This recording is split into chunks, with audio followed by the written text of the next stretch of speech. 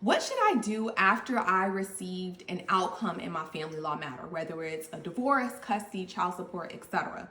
First and foremost, if you did not have an attorney, or if you did have an attorney, I would set up a time to speak with the attorney to go over exactly what the order means, whether that was a written order, meaning you got a piece of paper that the court signed in real time and gave to you at the hearing, or if the court did what they call a oral disposition and they said their ruling or their decision on the bench, and then they're going to finalize it in writing at a later time. You need to make sure you understand it, because a lot of times emotions are running high after a trial. When a judge renders a decision, you might be just focusing on the one little thing that you got that you wanted, or you didn't get that you wanted, that you failed to take in every little thing that they said. So the first thing I would do, number one, is come to the hearing with notepads and papers.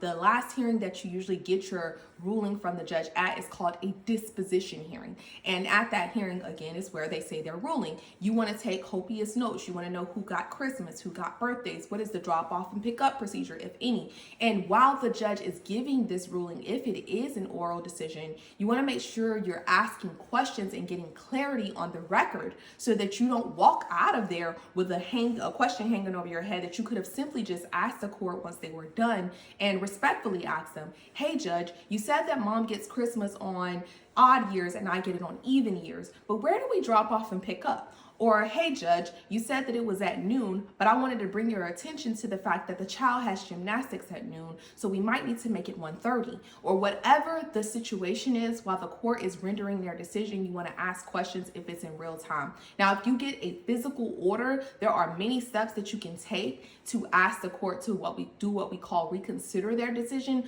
but you have to have preserved that right at the hearing. So you should do so through your attorney, or have an attorney there with you so that you can ask them those questions. But make sure you understand every single part of your order, because it is very difficult to go back and undo what a court has already done in an order. And once an order is final and signed, it's again very difficult to undo it. You would have to go through an appeal process or a reconsideration process, and there are very tight rules around that, because you can't just say, I don't like this, and get it done over again. You have to have a valid reason. And if you are in a situation where you need an order reviewed, or you have questions about an order, my office would be more than happy to assist you with that. Please give us a call, 240-493-9116, and www.amurphylegal.com. Thank you.